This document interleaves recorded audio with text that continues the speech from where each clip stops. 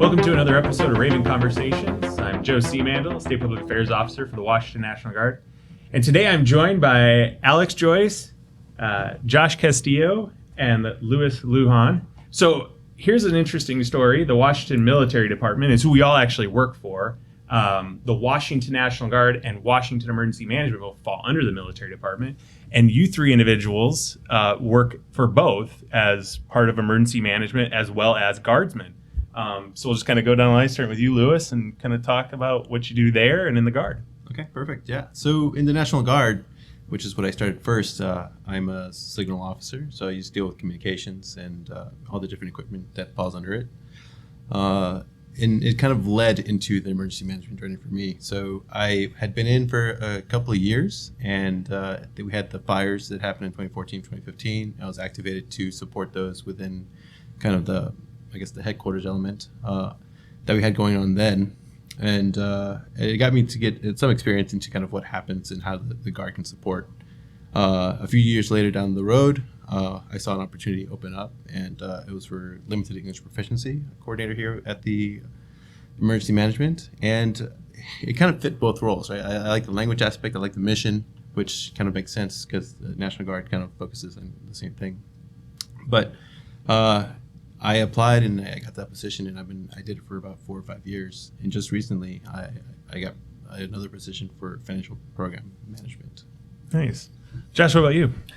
So I've on my 7th year in the Guard, I've held 2 jobs. My first one was MP, and so that actually kind of informed my decision to go into emergency management. I did a brief stint in law enforcement, civilian side, and I didn't like that like I thought I would, and so I went back to the drawing board, and I was talking with some of my other MP buddies in my unit, and they recommended emergency management. So I decided to pursue a career in that as a result, and so got my degree from ASU, my undergrad, and at the time when I graduated, I was working the COVID missions, and my wife and I decided to relocate up here. So I spent some more time on the COVID missions up here, working at the Wenatchee vaccine sites, and then heard about opportunities to work for DOH, spent some time there, and then jumped over to EMD. So I fell in love with the response aspect of it, the coordinated response aspect of it. So I've now been at EMD for a little over a year, and I work as a cyber resilience specialist for the organization. Oh, very cool. Yeah. Nice. Alex, what about you? Yeah, so my story is very similar to Lujan's. I'm the battalion S242 146 Action Front. And my story started with the National Guard. I was originally in the California National Guard, and then sort of cut my teeth on the whole emergency management experience with the 2015 wildfires in California. So we had the Mad River Complex fires. We were activated for that. So did a lot of Type 2 hand crew work, and working with all the various agencies, USDA, CAL FIRE, Sheriff's Department, and everything. So had that initial exposure, and then coming out to Washington in 2018, I was with the Field Artillery, and after that we ended up fighting COVID. So Joint Task Force Steelhead, where I met a lot of my current colleagues, and then we find ourselves in Ukraine. And so that was a very interesting 10 months, as Lujan and some of my other colleagues remember. But then, coming out of Ukraine, really trying to think, what's the next step career-wise? What are we doing?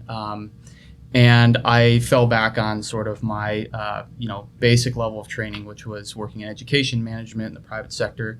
Ended up at a university in Washington, and was just kind of looking for a little bit more in a job, something with a little bit more motivation and purpose. And then one of my deployment buddies told me about this experience. He said, hey, this would dovetail great with your career and your qualifications. So shout out to Phil Figueres right there for the hookup on that. Applied for it, and been loving it since. So. Yeah, and you made note to Phil. Love Phil. I wish he could have joined us today. And obviously, you guys are not the first 3 guardsmen who've worked in emergency management, and you will not probably be the last guardsman that work in emergency management. How does the 2 careers kind of help each other, right? I mean, how does working in emergency management help in the Guard sense? Well, I think kind of the perspective kind of is one of the biggest things. It's kind of interesting in that for me that they're working to get better, like in a relationship between the two and how they interact. And I think COVID in itself, like Alex mentioned, was a really good exercise in kind of making those relationships like work more like better and kind of understanding how they can kind of help each other. Like one of the things I would say for COVID that became kind of very apparent was that a lot of times people think of the National Guard as like maybe an easy button, right? And they're trying to fix a solution, but it also comes at an exorbitant cost as well, right? And so trying to manage the two things and having expectations kind of be out there, so I think that's one of the biggest things, most recent things that ties in. And in my position, I was working with the Human Services Department, and so I had different ways to tie in. It was kind of very interesting because for myself, I was working with kind of like managing the food shelters, right? That was happening, and I remember going to meetings and having kind of like Washington State like leadership from the Guard side and being in the same meeting, and it's like, okay, so this is what we're trying to do, and it felt very interesting because like at the time I was like a lieutenant.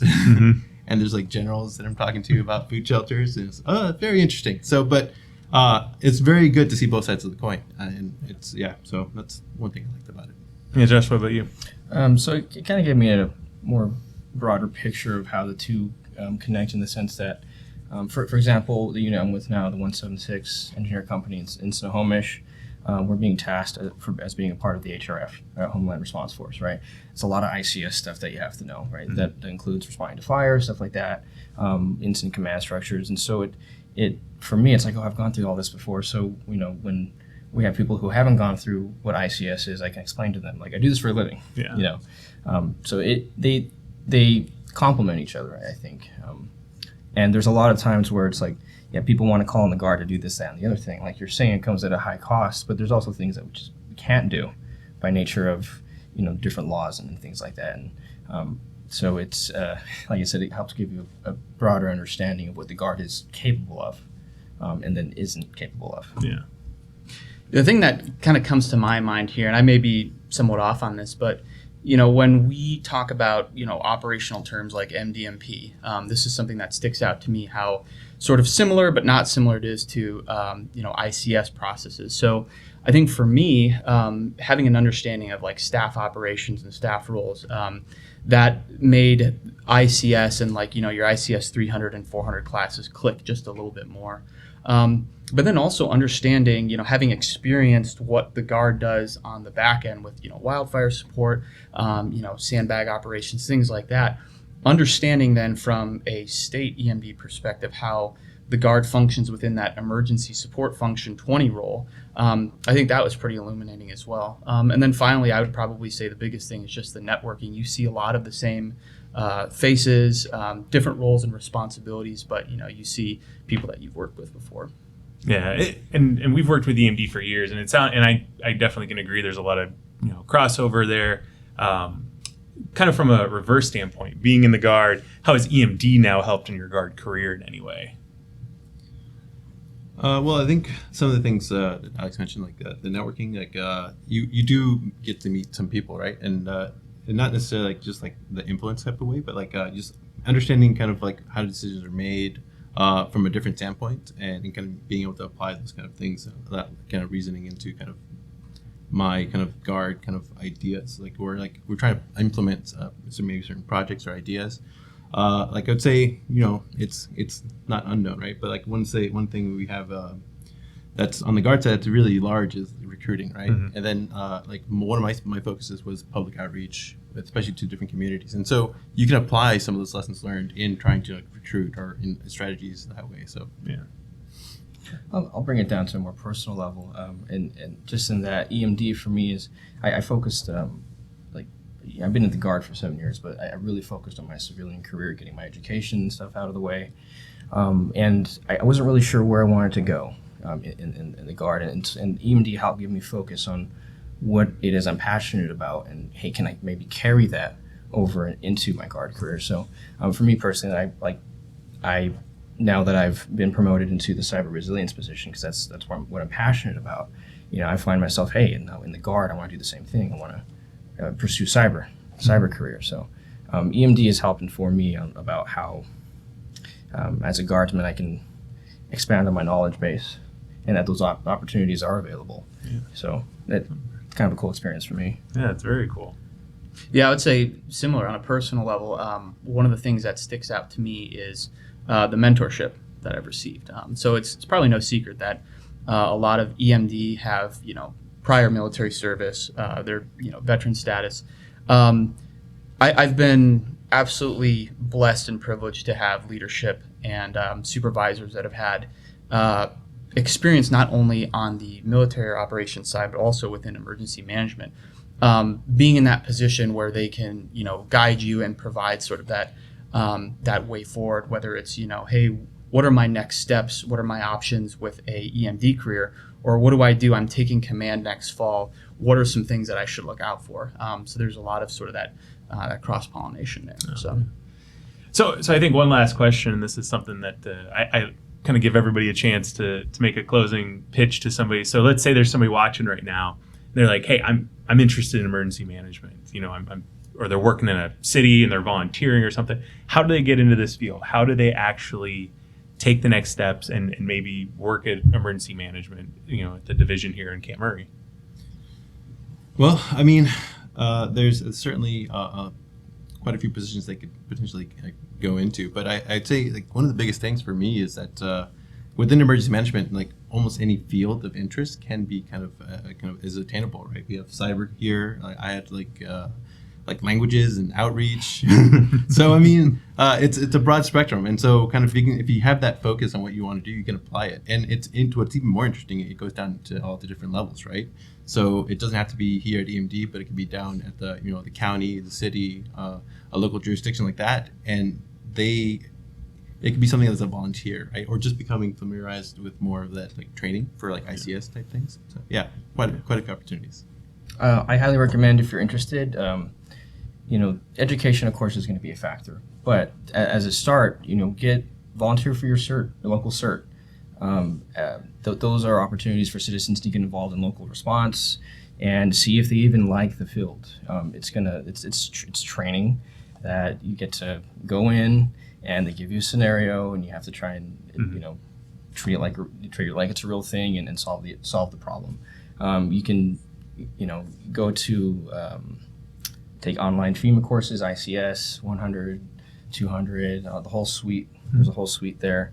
And I would say the biggest thing is find an opportunity to volunteer for some sort of response. Because it can be long hours. It's not all fun and games. Like when you get activated, full activation, you're working long days, 12-hour days if not more. But it's rewarding. It is very rewarding because you get to serve your community. And I will say also that emergency management is not just one thing. Like he was saying, there's different facets. There's cyber, mitigation, prevention, preparedness. There's grants. I mean, yeah. I did a stint in grants, and that was really enlightening. But if you get bored in this field, it's almost your fault because there's so many different facets to it. Yeah. So, but just get started somewhere and find what about the field you'd be passionate about. So, I highly recommend checking out what FEMA has available. Yeah, I think you hit the nail on the head there. I mean, that's one thing to do a shameless plug for the training department here.